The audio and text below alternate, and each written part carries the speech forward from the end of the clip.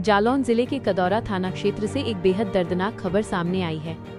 यहां बेतवा नदी में नहाने गए 4 दोस्तों में से एक युवक की डूबने से मौत हो गई, जबकि बाकी 3 दोस्तों को ग्रामीणों और गोताखोरों की मदद से सुरक्षित बाहर निकाल लिया गया। मृतक युवक की पहचान 25 वर्षीय शिवा पुत्र करण निवासी महमूद नगर बड़ेगांव थाना कदौरा के रूप में हुई है। बताया जा रहा है कि रविवार दोपहर चारों दोस्त रोज की तरह मौज मस्ती के लिए नदी किनारे पहुंचे थे। शुरू में सब कुछ सामान्य लग रहा था, लेकिन कुछ ही मिनटों में खुशियों का माहौल मातम में बदल गया। प्रत्यक्षदर्शियों के अनुसार नहाते समय चारों दोस्त नदी के उस हिस्से में चले गए जहां पानी गहरा था। अचानक शिवा का पैर फिसल गया और वो गहरे पानी में डूबने लगा। बाकी 3 साथियों ने उसे बचाने की कोशिश की, लेकिन वे खुद भी डूबने की कगार पर पहुंच गए। किसी तरह तीनों साथी बाहर निकले और मदद के लिए शोर मचाया। गांव के लोग आवाज सुनकर दौड़े आए। तुरंत पुलिस को सूचना दी गई। कदौरा थाने के प्रभारी निरीक्षक प्रभात सिंह ने बताया कि उन्हें करीब 4 बजे घटना की जानकारी मिली। पुलिस टीम तत्काल मौके पर पहुंची और स्थानीय गोताखोरों के साथ मिलकर रेस्क्यू ऑपरेशन शुरू किया गया। लगभग 1 घंटे की कड़ी मशक्कत के बाद युवक का शव नदी से बाहर निकाला जा सका। मौत की खबर लगते ही गांव में कोहराम मच गया। परिजनों का रो रो कर बुरा हाल है। माँ बाप के आंसू थम नहीं रहे। पूरा गांव गमगीन माहौल में डूब गया है। ग्रामीणों का कहना है कि शिवा बहुत ही मिलनसार और हंसमुख लड़का था। उसके यूं अचानक चले जाने से पूरा गांव स्तब्ध है। लेकिन इस हादसे ने एक और बड़ी लापरवाही को उजागर कर दिया है।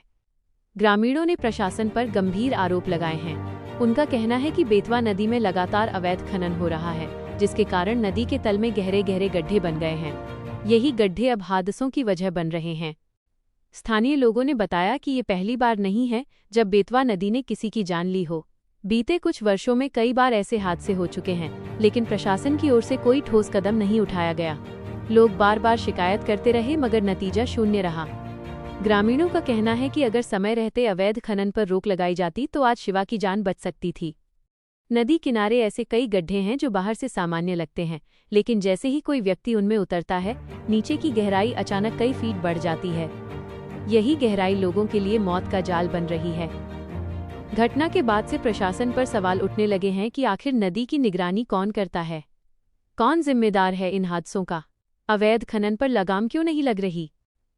इसी बीच कदौरा थाना प्रभारी प्रभात सिंह ने बताया कि पुलिस ने पूरे मामले की जांच शुरू कर दी है। मृतक के परिजनों को हर संभव मदद दिलाई जाएगी। साथ ही नदी किनारे नियमित गश्त बढ़ाने और अवैध खनन की शिकायतों की जांच के भी निर्देश दिए गए हैं। मौके पर पहुंचे ग्रामीणों ने जिला प्रशासन से कड़ी कार्रवाई की मांग की है।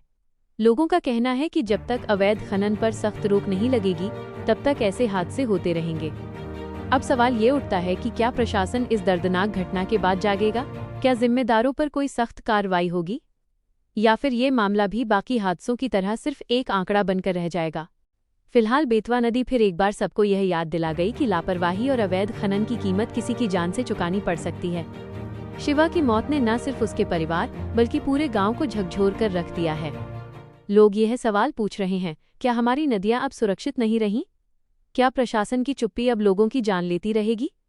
रिपोर्ट जी मॉर्निंग न्यूज जालौन से। हमारे गांव का एक लड़का नदी में डूबकर खत्म हो गया।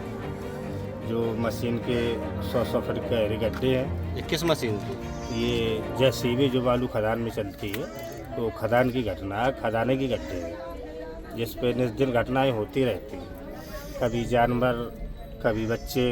अभी 1 साल और 2 बच्चे ख़त्म हो गए थे उसी गड्ढों में। तो ये बालू माफियाओं की वजह से